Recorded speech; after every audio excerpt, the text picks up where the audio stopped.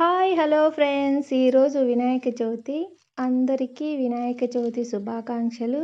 మా అత్తగారు ఉదయాన్నే లేచి తలా బయట కల్లాపి అలుకుతున్నారు. చాలా అంటే చాలా చక్కగా పేడ రంగు పొడి వేసి అలికారు. తరువాత నేను ముగ్గు వేశాను. మొత్తం ఆ ముగ్గుకు రంగులు వేశాను. మా ఇంట్లో వినాయక చవితి స్పెషల్ పాల పాయసం. ఈ పాల పాయసం తక్కువ ఇంగ్రీడియంట్స్ చాలా అంటే చాలా సింపుల్గా ప్రిపేర్ చేసుకోవచ్చు. చాలా అంటే చాలా టేస్టీగా ఉంటుంది ఈ పాల పాయసం. ఈ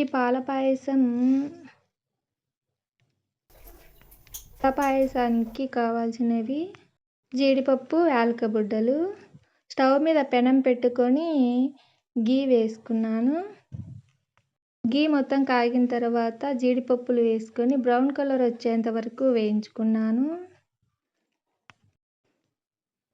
వేరే పెనంలో గీ వేసుకొని సేమియా మొత్తాన్ని ఇలా బ్రౌన్ కలర్ వచ్చేంత వరకు వేయించుకున్నాను. తర్వాత 2 గ్లాసుల వేడి నీళ్ళు వేశాను. తర్వాత 1 గ్లాస్ పాలు పోసాను.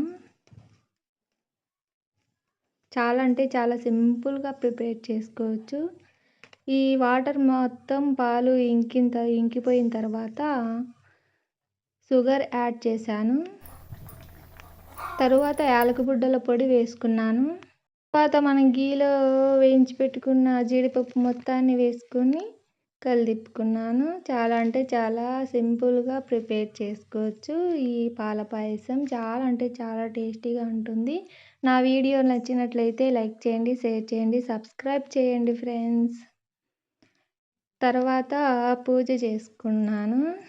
ఇలా బాగా చక్కగా అలంకరణ చేసుకొని పటాలన్నీ తుడుచుకొని బొట్లు పెట్టుకున్నాను. పువ్వులు పెట్టాను. తాంబూలము, దీపం పెట్టాను. తర్వాత మా హస్బెండ్ వచ్చి పూజ చేస్తున్నారు. వినాయక చవితి స్పెషల్ కాబట్టి నేను టెంకాయ కొట్టకూడదు కాబట్టి నాకు 8th మంత్ కాబట్టి టెంకాయ కొట్టొద్దని మా హస్బెండ్ వచ్చి టెంకాయ కొడుతున్నారు. చక్కగా హారతిస్తున్నారు. నా వీడియో నచ్చినట్లయితే లైక్ చేయండి, షేర్ చేయండి, సబ్స్క్రైబ్ చేయండి ఫ్రెండ్స్. ప్లీజ్ సబ్స్క్రైబ్ చేయండి ఫ్రెండ్స్. మీ ఫ్రెండ్స్ అందరికీ షేర్ చేయండి ఫ్రెండ్స్. అందరికీ వినాయక చవితి శుభాకాంక్షలు.